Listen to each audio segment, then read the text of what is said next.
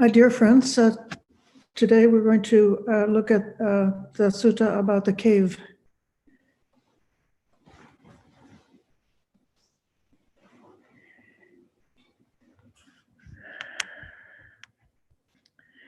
In the Sutta Nipata, this is number 4.2. And in a little while, I'm going to be putting it up on the shared screen for you so that we can look at it together. For those in the room, I just actually just now I put it into a Google document and shared that with you.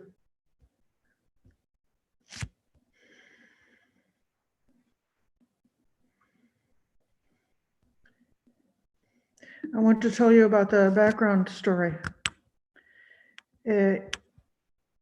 Last week, we talked about the Kama Sutta, about sensual pleasures.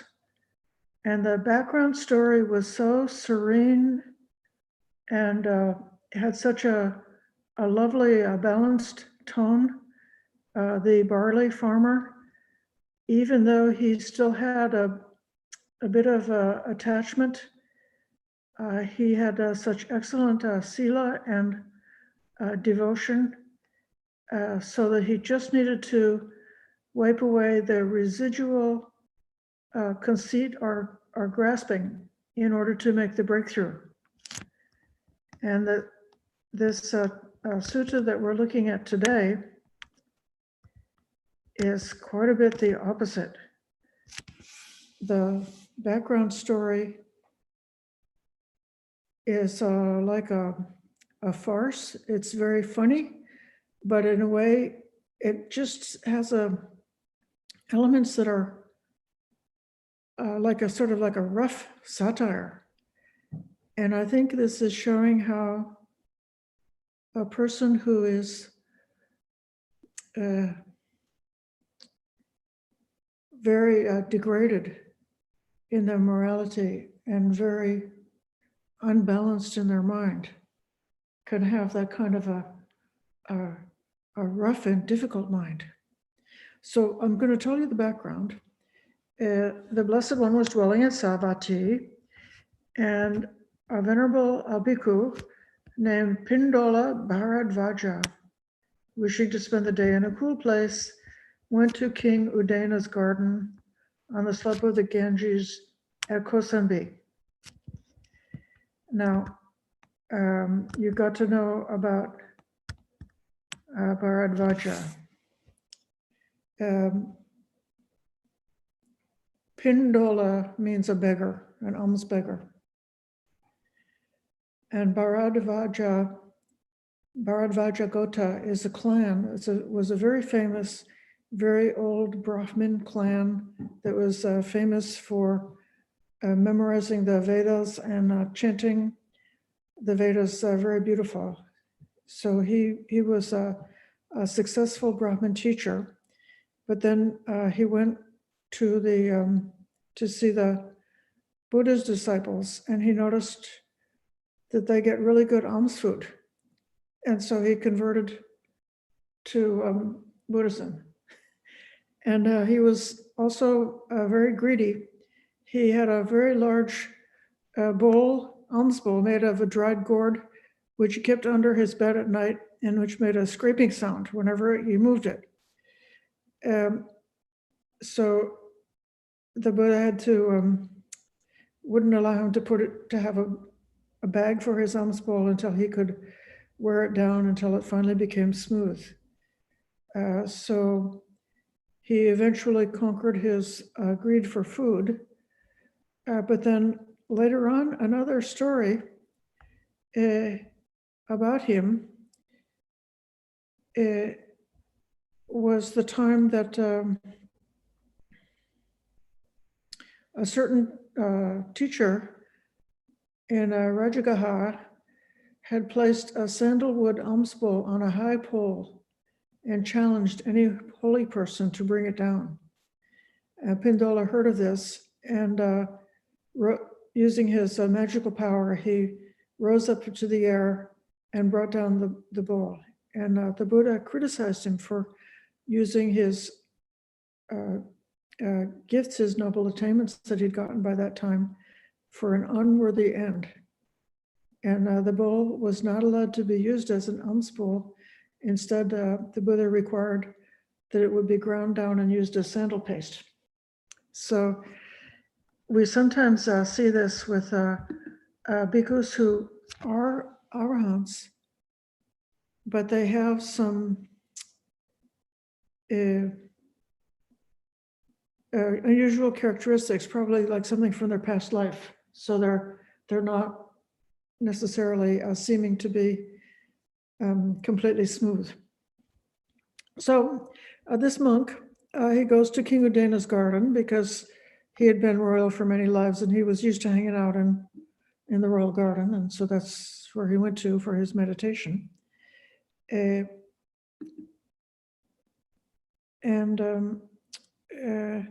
While he was there, he was sitting under the tree meditating, and he went into one of the immaterial attainments. So he was completely absorbed in meditation. King Udena happened to think about going to amuse himself in the garden the same day. So he went out with his ladies, and they had singing and dancing and drinking and getting drunk. And then he put his head in the lap of one of his women and fell asleep. Thinking the king is asleep, the other women got up and were gathering flowers and fruits in the garden when they saw the elder bhikkhu. They felt moral shame and moral dread, told each other to keep quiet, silently approached the elder, paid homage to him, and sat down around him, practicing meditation. So eventually the elder emerged from his meditation attainment and saw these ladies, and they said, excellent, and they asked for a Dhamma talk, and he gave them a talk about the Dhamma. The women who had taken the king's head in her lap thought, the others have left me and gone off to play. Being envious of them, she shook her thigh and woke the king. When the king woke up, he didn't see the women, and he said, where are those wretches? She said, oblivious to you, they have gone off to amuse the ascetic. So the king was furious. He headed to the elder. When the woman saw the king, some got up, but some said, great king, we are listening to Dhamma from the monk. And they did not rise. And the king became even more furious. Without even venerating the elder, he asked him, why have you come here? Answer, for seclusion, great king. And the king said, do those who have come for seclusion sit around like this, surrounded by women? Explain your seclusion.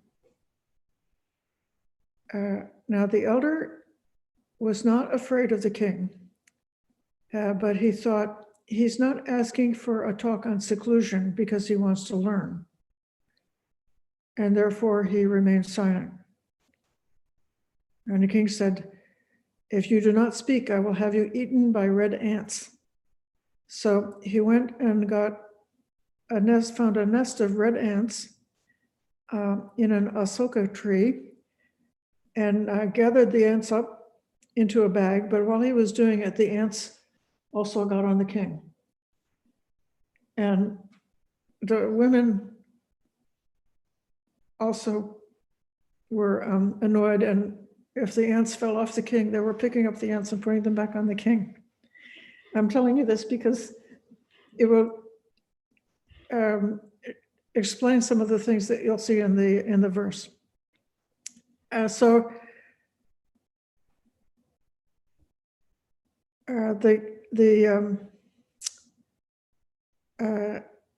took the sack and he went to the elder. And the elder thought, if this king attacks me, he may be heading for the realm of misery. So out of compassion for him, he rose up in the sky with his psychic power and departed. Thereupon the women said, great king, when other kings see such a monk, They worship him with flowers, incense, and other offerings. But you were about to attack him with a sack of red ants. You were prepared to destroy your family heritage. Recognizing his fault, the king fell silent and asked the garden warden, "Has the elder come here on other days as well?" "Yes, great king. So in that case, inform me when he comes next." So on another day, the king learned that the elder was there. He approached the elder, asked him a question, and went for refuge. But on the day he had been threatened with the sack of red ants, the elder had traveled through the sky. He went through the sky, he sank into the earth, and he emerged at the Blessed One's fragrant cottage. The Blessed One was lying down on his right side in the lion's pose, mindful and clearly comprehending. When he saw the elder, he asked, "Bharadvaja, why have you come at an untimely hour?" And the elder informed him everything that happened. And the Buddha said, on hearing this, the Blessed One said, "What good is a talk on seclusion for one who is greedy for sensual pleasures?" Then, while still lying on his right side, he gave this discourse, not to the king, this is the discourse the Buddha gave to the elder Bharadvaja. And so that's the discourse that we're going to be looking at.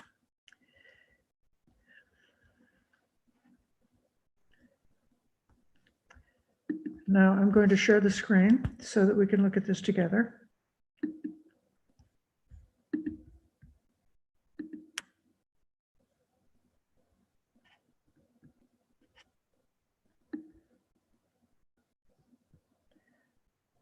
Is that big enough? Are you able to see it okay? I went and I pasted together 4 different translations. So for each verse, the first you see Bhikkhu Bodhi's version, and then you see it as Sadatisa's translation, and then I give you K.R. Norman's translation, which is also kind of scholarly. And then last, I give you Bhante Thanissara's translation. It's very difficult to translate the Sutta Nipata. And so on some of the phrases, the different translators express it very differently. So he's saying, stuck in a cave, densely covered over, dwelling immersed in bewilderment. A person such as this is far from seclusion. For in the world, sensual pleasures are not easily abandoned. And then an alternative translation, the man who is greatly attached to the cave of the body and sunk in delusion, or the man who remains attached to the cave of the body, covered with many defilements and plunged into confusion. And then the last one, attached to the cave, covered heavily over. So the commentary says heavily covered over with defilements, but I think this means that he's covered with ants, because he's describing the King Udena. On that occasion, he's just been sleeping, he's got drunken, he's sleeping, he's sunk in confusion, he's practically insane with his emotions, and he's covered with biting ants. It reminds me that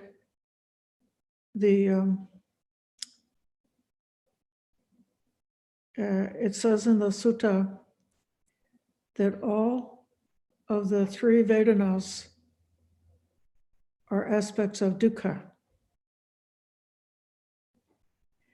or contain the aspect of dukkha. So pleasant feeling is dukkha when it's finished. Unpleasant dukkha is pleasant when it's present. And neutral, I said neutral feeling is dukkha when one is unaware or not mindful.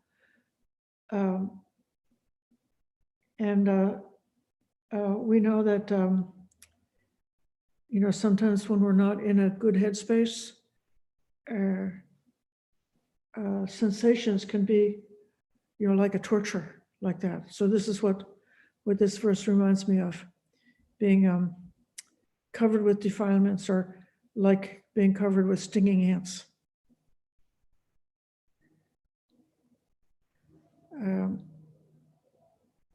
Staying attached to the cave. The cave is the body. Staying attached to the cave, covered heavily over a person, sunk in confusion, is far from seclusion. For sensual pleasure and sensual desire are two sides of the same thing. The pleasant objects are the sensual pleasure. The sensual desire is the inner state. Sensual pleasure and sensual desire in the world are not lightly let go, not easy to let go.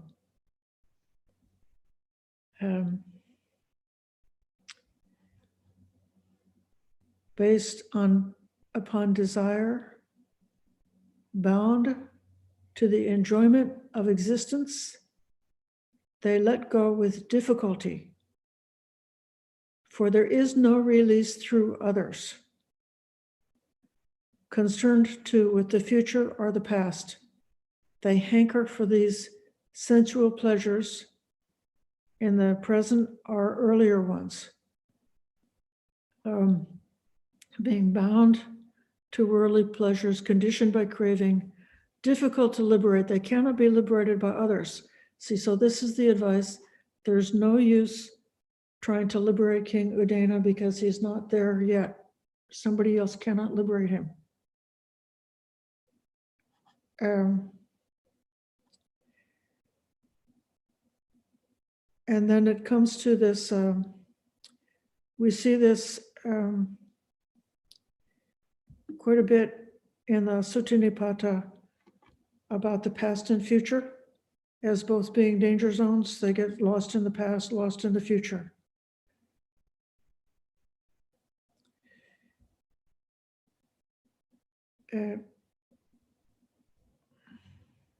People are hard to release. Indeed, they cannot be released by others. Desiring what comes after, desiring what just went before, and longing for the present. So this translation is getting the 3 times. So one is trapped in pleasure in all 3 of the times.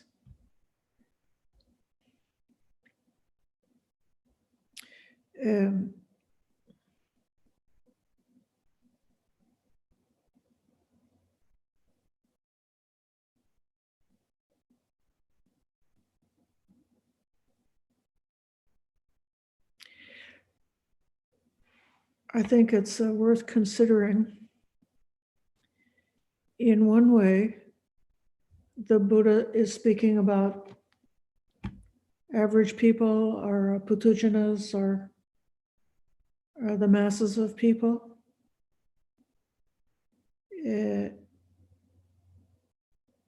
We also,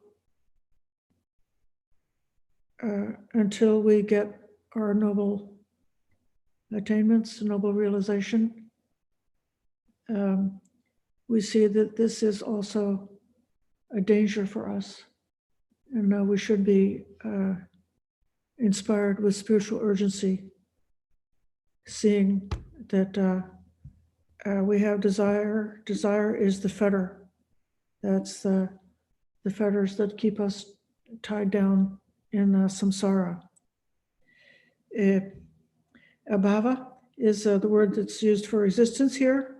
And I'm just noticing that I had a conversation with Linda here, and she mentioned that Ajahn Brahm likes to see bhava translated as existence, and here Thanissaro translated as becoming.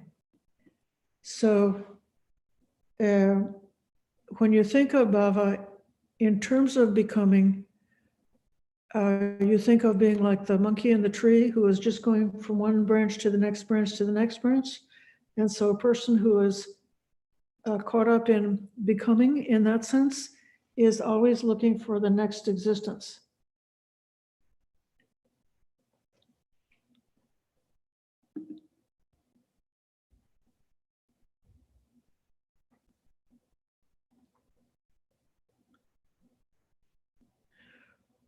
Those greedy for sensual pleasures, intent on them, are confused, stingy, settled in the unrighteous. And unrighteous, the word that Bhikkhu Bodhi, I don't like that translation. When I think of unrighteous, I think it's going to be adhamma, something which is opposite the Dhamma. The Dhamma has a meaning of righteousness. This is visama, which sama means harmonious, visama means disharmonious. And so I'm not, or uneven or disharmonious. So settled in what is uneven or disharmonious or unrighteous. When they come upon suffering, they lament. What will we be after we pass away here? So this is the same person who is obsessed with existence and becoming. They're worried what will become of them. Are they bound for hell? Are they bound for purgatory? Are they going to be reborn in a low caste? Those who are greedy engage in and are infatuated by sensual pleasures. They remain stingy in a miserable state, and they wail, what will happen to us after death? Here the others translate niggardly as the word for stingy, which is confusing in our times because the world has forgotten that that's an old English word that doesn't have a racist meaning.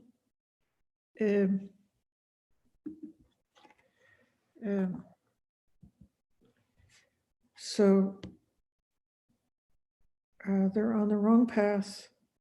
Here, Tanjef, greedy for sensual pleasures, busy, deluded, ungenerous, entrenched in the out of tune way.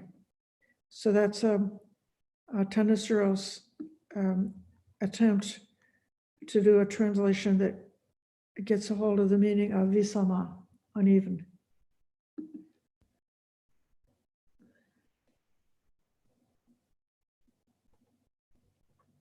So that's the problem statement. Now we come to the solution. Therefore, a person should train right here. Whatever in the world one might know as unrighteous or uneven or disharmonious, one should not, on its account, act unrighteously. So people who are concerned with things in the world or who are active in society may often encounter others being unskillful. And if a person is not well trained, they tend to mirror that. So somebody else is angry or aggressive and they become angry and aggressive. And then they say, well, they made me do it because I was just responding to that. So that's what this is referring to. But that mirroring, see, I don't know that Bhikkhu Bodhi's translation really, I don't know if that makes it very clear. A person should train himself in the immediate present. If he knows that the world is wicked, he should not take the wicked way. Life is short, say the wise. A person should train himself. Now, what's translated here as the immediate present. Then Kara Norman translated as in this very dispensation. Well, that's kind of a long time frame because this dispensation has already lasted for 2,600 years. So whatever one might know to be wrong in the world, one should not practice wrong for the sake of that. For the wise say, life is short. A person should train right here and now. Whatever you know as out of tune in the world, don't for its sake act out of tune. For life, the enlightened say, is short. I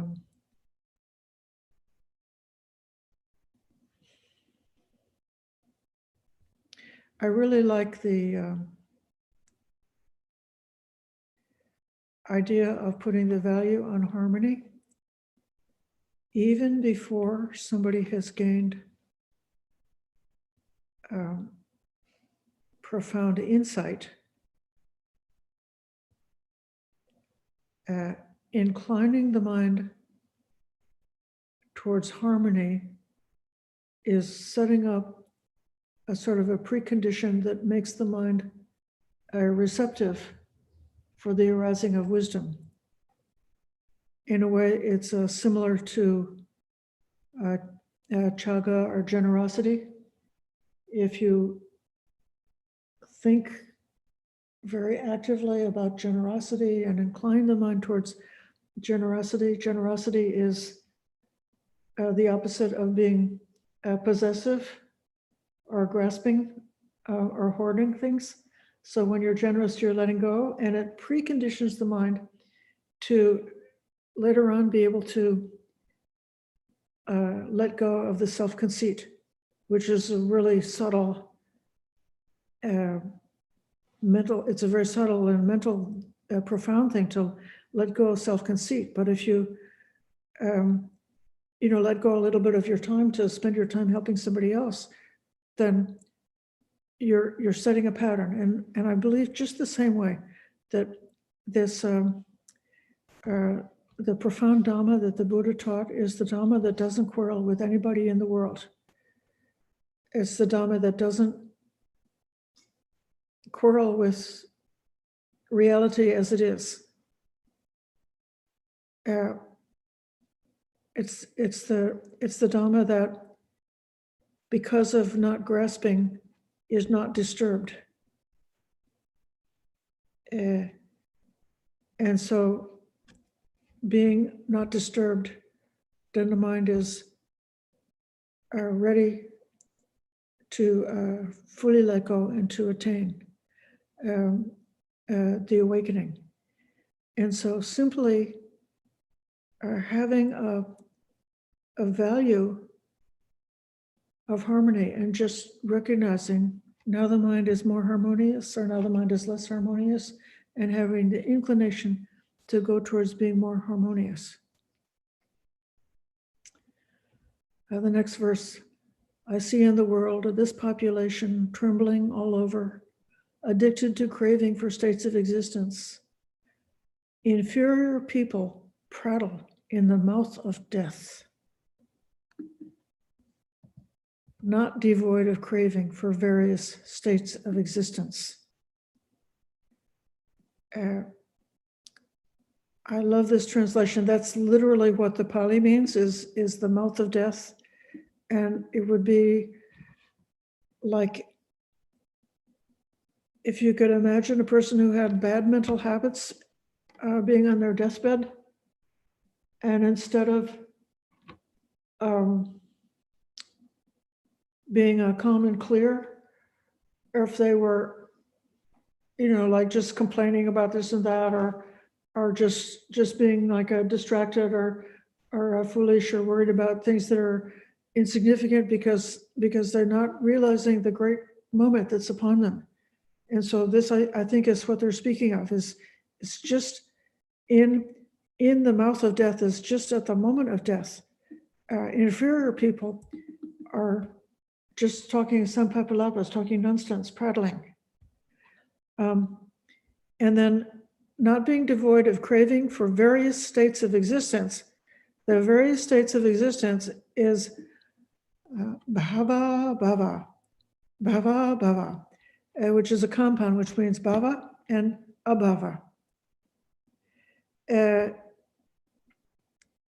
this is controversial how to translate it. Bhikkhu Bodhi translates various states of existence, Saratisa says, craving for repeated birth. And Kara Norman also various existences. But then Tanistro has this different idea, craving for states of becoming and not becoming. So he's associating abhava with vibhava, as in vibhava tanha, the craving for annihilation. We saw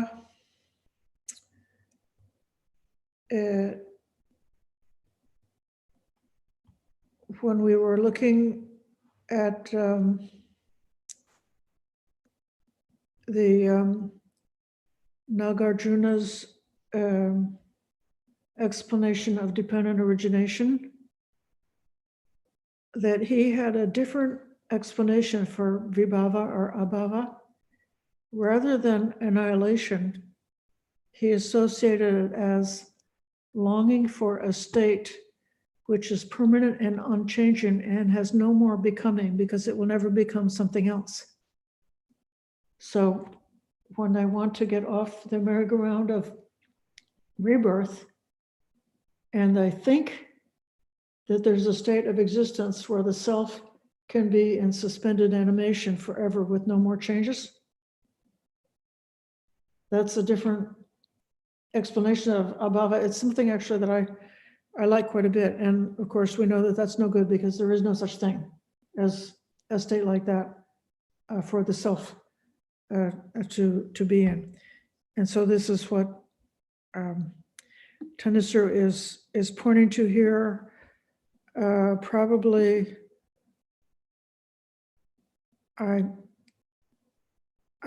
apparently the majority of the scholarly bhikkhus say that's not what it means. It means various states of existence. It doesn't mean existence and non-existence. This shows how hard it is to translate these verses. I'm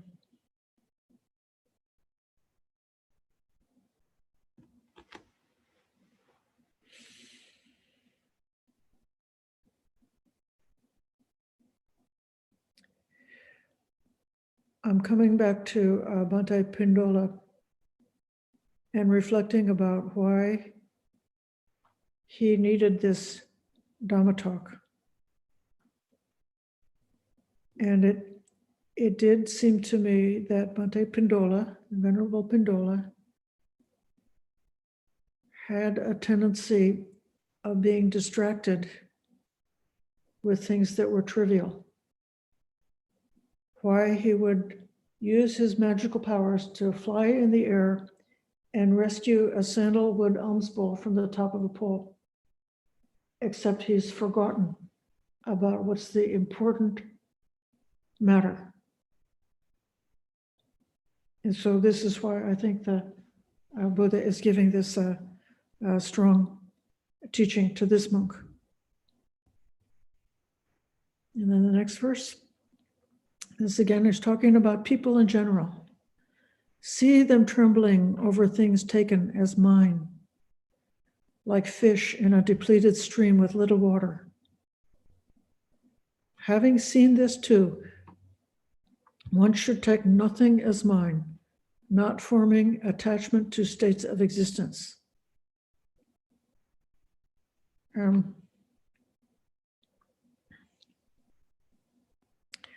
Saratisa, those who struggle after their petty ambitions,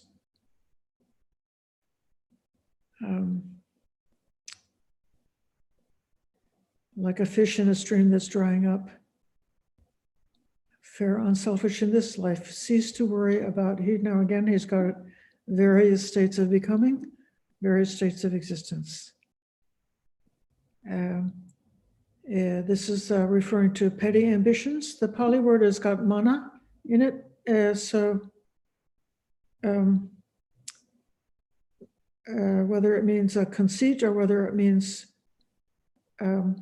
mama, like mine, it's the different translators take it differently. But we have this wonderful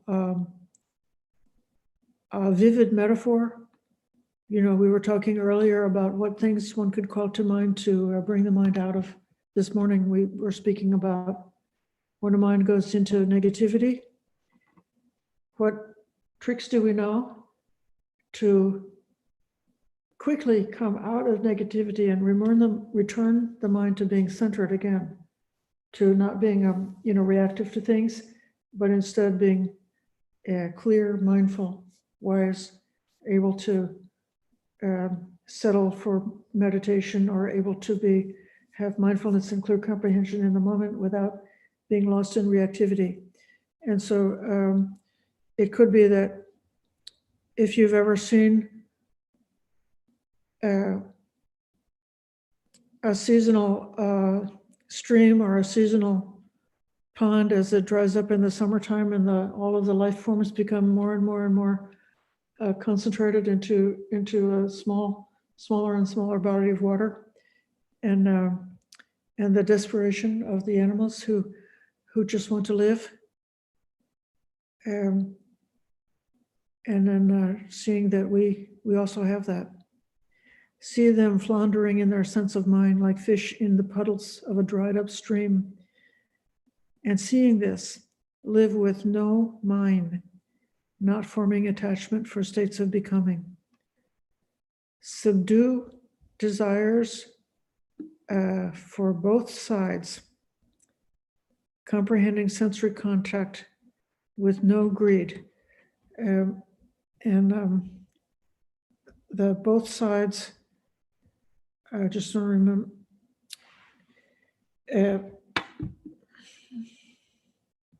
It could be existence and non-existence. It could be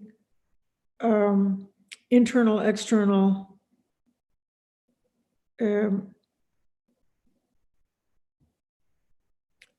Sensory contact and the origination of sensory contact, past and future, name and form, internal, external.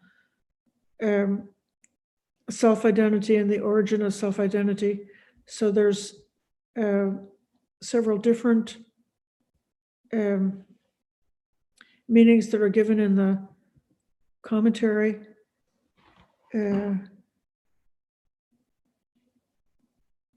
I tend to, because of the focus on states of existence, I tend to find the bhava and vibhava as being, those are the two extremes. And we want to give up both of those extremes in order to take the middle way.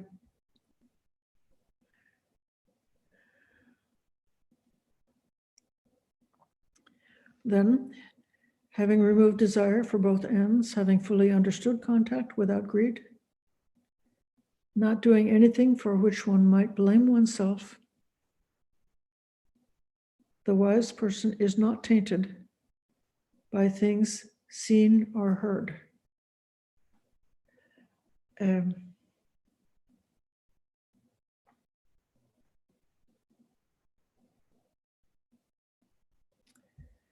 The word in the Pali that's translated contact is sanya.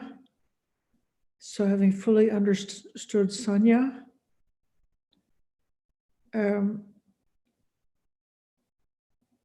here in this translation, comprehending sense impressions.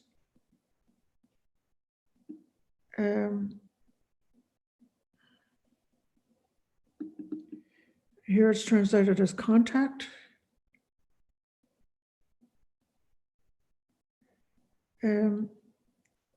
Here it's translated to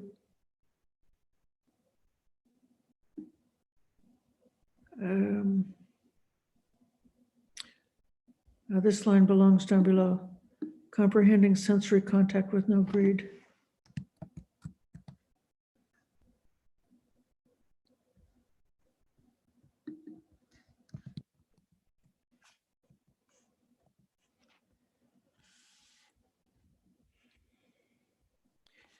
And since we've been taking the same class, we have studied Vedana and sensory contact, which is the condition where Vedana arises. And it's just that moment that's the coming back from the moment of death is kind of out there. But long before we encounter the great question about life and death, we contact constantly, day in and day out, millions of occasions of sensory contact, millions of opportunities when Vedana, our feeling, arises, continuously arising. And then that's the chance, those are the moments where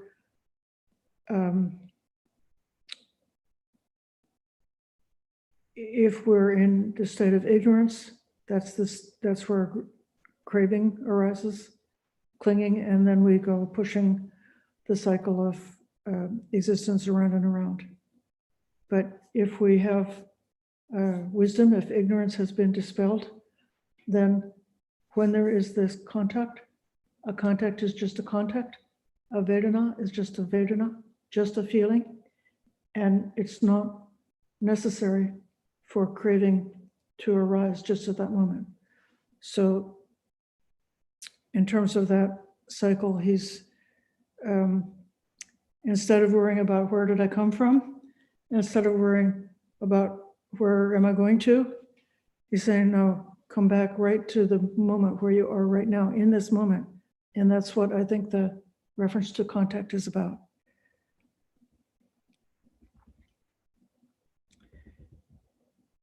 Having fully understood perception, one can cross the flood. The Muni, or the wise one, untainted by possessions, with the dart extracted, living heedfully, does not desire this world or another.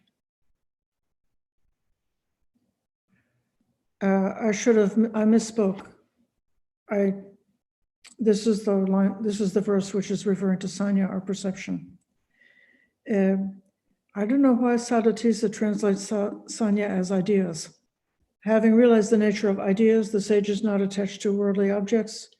Having pulled out the dart of passion, faring heedfully, he doesn't crave for this world or the next.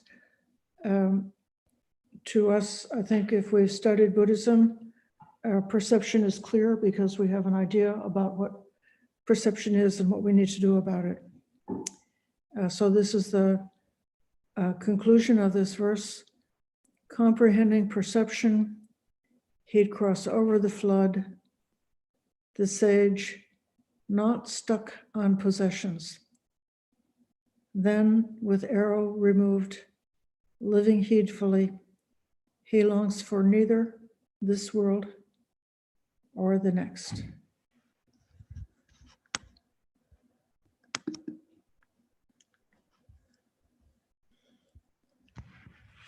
So I hope that I didn't bore you as badly as I did last week. And I would welcome comments or questions from anybody in this room or anybody in cyberspace. If you would have something to add, put your hands in, Anjali, and unmute yourself.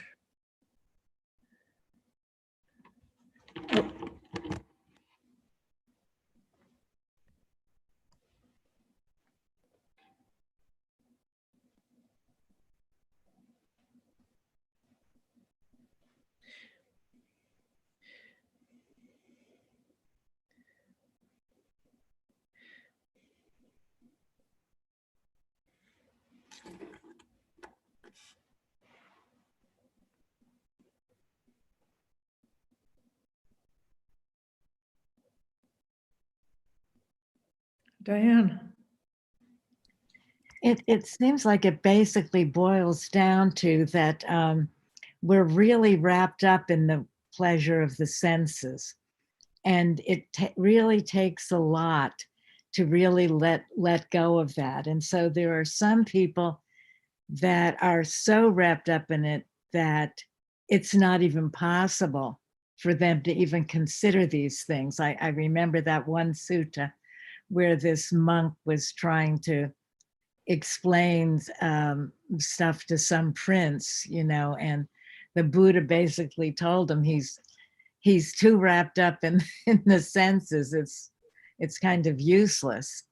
But then there are those of us that have started practicing, and we're at different levels of experience or understanding or something, and we might be less caught up in the sensory world, but there's still the pull there. And even though we can understand things intellectually, well, this is like leading us to no good, we're so habituated that we're still going to do things. Like a simple example in my life, I will still go and watch movies, even though I know that that's a pleasure of the senses and that's a distraction, and that is pulling me away from what's really important.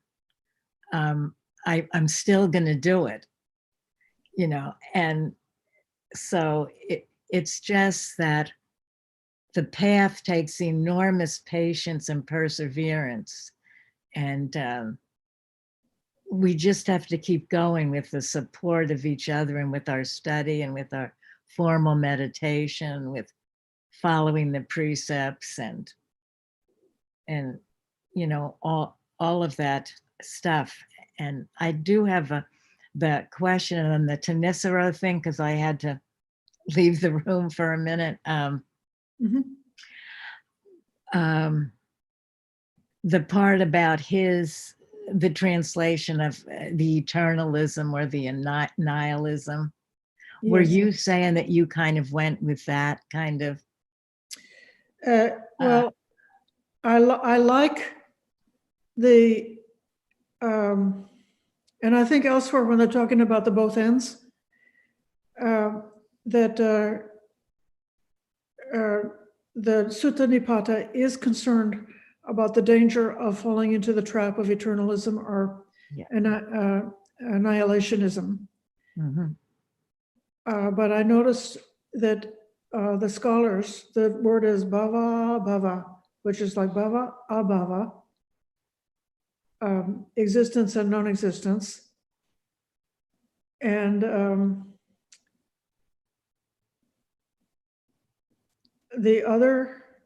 all of the other scholars translated it as various types of existence. Tanisaro is the only one who translated that line as existence and non-existence.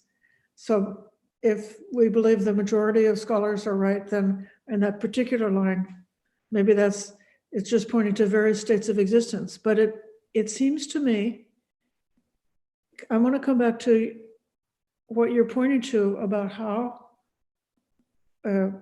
we have bodies and we need to sleep. We need to sleep and we need to eat and we need to look at things and we need to listen to things. If it's like it's so bred into our genetic code that, to the just being an animal which is made out of meat and which is alive, all of these things are happening all the time. And it seems to me that what it's pointing out here is the contemplation of death and contemplation of the round of existence is the antidote, is the medicine, the way to get beyond whatever amount of craving to sensual pleasures that we have will be by turning the mind towards the round of existence and even understanding existential anxiety. Like all animals want to live, and if something happens, like they say, I can't breathe, a normal person will get very anxious if they're suddenly not able to breathe, and they'll be trying to catch a breath. And just like the fish in the water, they're flipping around because they want to live. Their existential anxiety has come up. Their fear for existence has come up, and so actually all of our reactions to different Vedanas, to different sensual pleasures, is also because we want to live. That it's like the fear of death is just underneath of our craving for sensual pleasure. That's my idea. I was starting with without seeing, without touch any of the six senses, to seeing and touch and all the things which I met at the moment. I was seeing without any cultivate thinking. So there is no in my mind and do the things without any the thinking. It's very hard to some first time. It's very hard to train in myself. But for example, when you see something, just naturally or automatically your thinking come up. When I meet some things, immediately I think, oh, this is very good. I like this, or I don't like this. But if you train yourself without just seeing at the moment, when you feel first time thinking pop up, just ignore it. And then that give me the feeling of the any body, and then the things to give me some feelings and present or non-present, just ignored, and then see what it is, as it is, what is this? So that, in that case, which I trained with the eating, without feel tasting. Just feel my body, the stomach is not feel hungry. It was very hard first time, but when you're training, later then your head is really, really simple and empty. So feel as it is very simple and clear to see and feel it. So it gives me really happiness. So that is just, now is very widely, it feels right, but when you start your practice, it's starting from very, very small things. It's not the big things.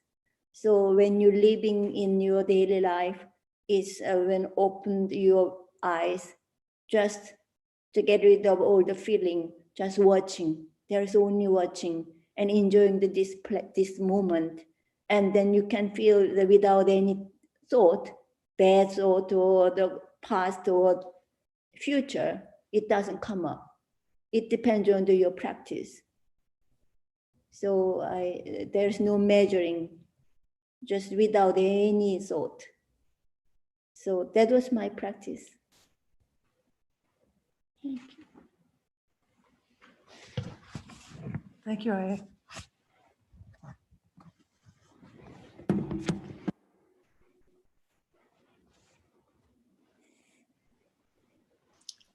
Excuse me, you have a chat question that I don't think you may have noticed. Thank you. Can I explain how neutral feeling dukkha if not mindful?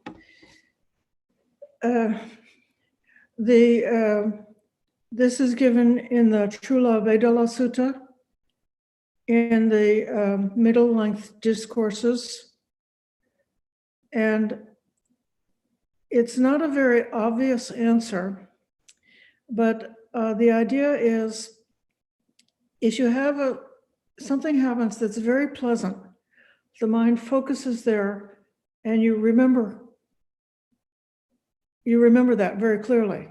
Likewise, if something is unpleasant, the mind focuses there and you remember it clearly.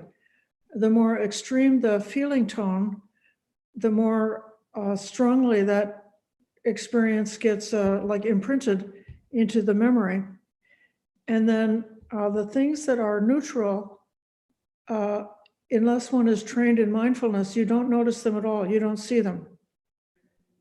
And so then the reason why I think it's said to be dukkha is because that's like how we fall into delusion and keep going around and around in samsara because we don't see things as they really are, because we didn't even notice what's going on. We spend our day like in a blackout. You get up, get dressed, brush your teeth, drive to work, and then if you look back, you can't even remember any of it. It's all been just forgotten. It's just all of a sudden there you were at the office. Or this is like what happens with monastics is if one is not mindful, you can't remember whether or not you bowed on entering the meditation hall. You just come in and sort of automatically bow, but you didn't, if you don't have the mindfulness, you don't remember it. And so that's dukkha because that's what's keeping you trapped in samsara. But the neutral feeling does not have to be dukkha, because actually if one does have very clear mindfulness and clear awareness, there's a lot of freedom in the neutral feeling because one is not being pushed around by liking and disliking. One can just have clarity and calmness, and that can be a supportive condition for discovering equanimity and for gradually building up true equanimity, which is the mental capacity to be unshaken, whether experiencing a variety of different things, whether they're pleasant, unpleasant, or neutral. If the mind stays equanimous, it doesn't get shaken up and reactive. And one way of developing that is by giving more like a balanced awareness to all the experiences that we have in the day. So we see all of the neutral moments just as clearly as we saw the extreme pleasant or unpleasant moments. Thank you for asking that.